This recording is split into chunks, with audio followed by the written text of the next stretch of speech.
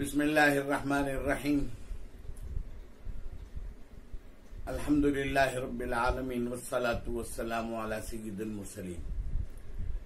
پیارے بھائیوں بہنوں، رمضان کا بابرکت مہینہ آ رہا ہے۔ اللہ صحت و عافیت کے ساتھ، سلامتی کے ساتھ گزارنا نصیب فرمائے، ہماری مغفرت کا ذریعہ بنائے، عبادتوں کی توفیق اور عبادتوں کو قبول فرمائے۔ عزیزان محترم، جوش میں آ کر ہوش کھونا اسلام کی علامت نہیں ہے۔ یقیناً جذبات ہیں ہمارے، لیکن جیسے حکومت کہہ رہی ہے، وقف بورڈ کی طرف سے اعلان ہوا ہے، حضرت امیر شریعت دامت برکاتہم نے فرمایا ہے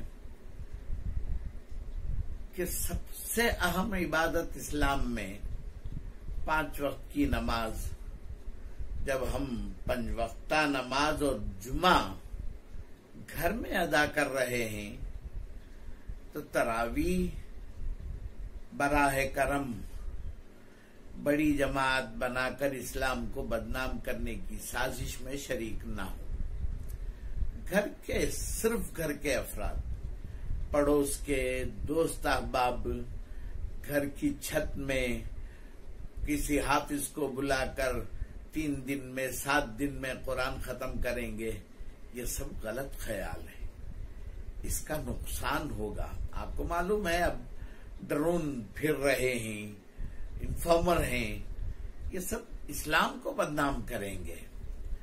پہلے ہی یہ پھیلایا جا رہا ہے کہ یہ وائرس کرونا مسلمانوں سے پھیل رہا ہے، نعوذ باللہ من ذالک۔ اس لیے بہت احتیاط کریں۔ کوئی نادانی کر رہا ہے آپ کے پڑوس میں اور ادھر ادھر، تو اسے روکنا آپ کی ذمہ داری ہے۔ روکیں، سمجھائیں کہ اس میں نقصان ہے، مانیں سب کی۔ حکومت جو قوانین ہمارے فائدے کے لیے بناتی ہے اس کی مخالفت نہ کریں، عقل مندی نہیں ہے۔ اسی طرح ہیلتھ ڈپارٹمنٹ کی طرف سے، پولیس کی طرف سے کچھ خبریں لینے کے لیے آتے ہیں تو ان سے جھگڑنا، ان کو مارنا، یہ کہاں کی انسانیت ہے؟ بالکل صحیح نہیں ہے۔ اس کا نقصان دوسروں کو بھگتنا پڑتا ہے۔ اس لیے محتاط رہیں، یہ ہماری خاص گزارش ہے۔ ویسے ہر جمعہ اور راتوں میں رمضان میں ہمارے خطابات میرے ہوں گے۔ محمد لطف اللہ مسجد قادریہ کا امام ہوں۔ آپ حضرات کو اس جمعہ میں گھر میں کس طرح نماز پڑھنا ہے، عورتیں کہاں کھڑی ہوں گی، بچے کیسے کھڑے ہوں گے، یہ تفصیل انشاءاللہ عرض کروں گا۔